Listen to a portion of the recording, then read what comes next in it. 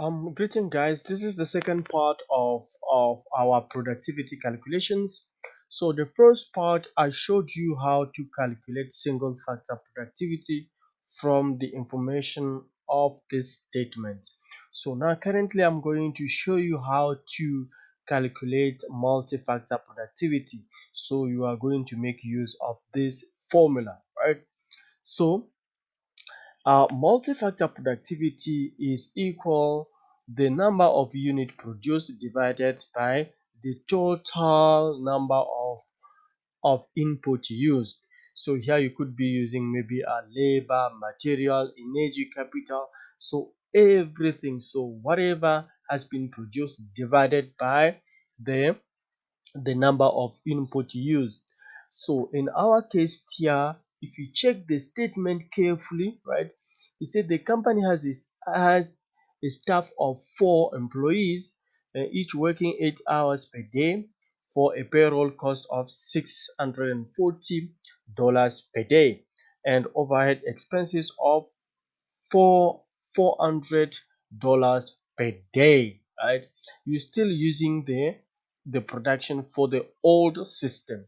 So that means multi-factor productivity, multi-factor productivity for the old system is equal. So the number of units produced is the same one that you use for the old system when we were calculating single factor productivity.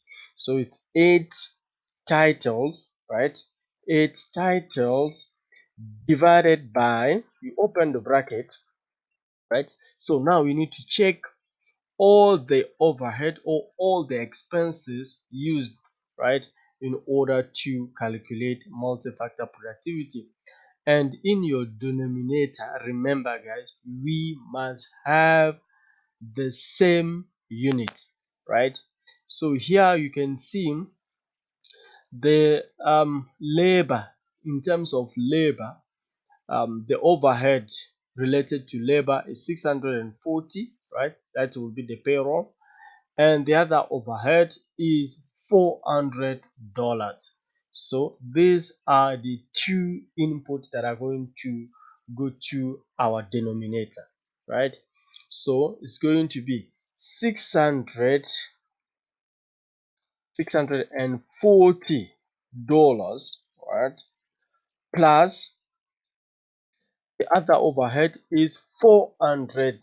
That is the other kind of expenses from this statement. So it's $400. So you close the bracket and you can now take your calculator, right, and try to do some calculations, right? So this is multi-factor productivity for the old system. So we're still dealing with the old system. Once we are done with the old system, we can now move on to the new system, and we are going to proceed the same way. But what is going to differ is the number of unit produced, right? So here you should have um, 0.0077. Okay, depend on the rounding off. If a question will say maybe round off your answer to 2 to 3 decimal places or 4, just follow the instructions.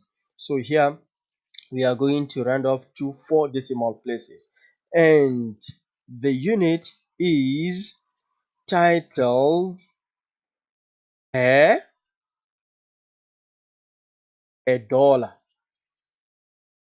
right? Remember, our entire denominator is in dollar and the output is in title, right? So your unit will be titles per dollar. So this is how you calculate. Please follow me in the next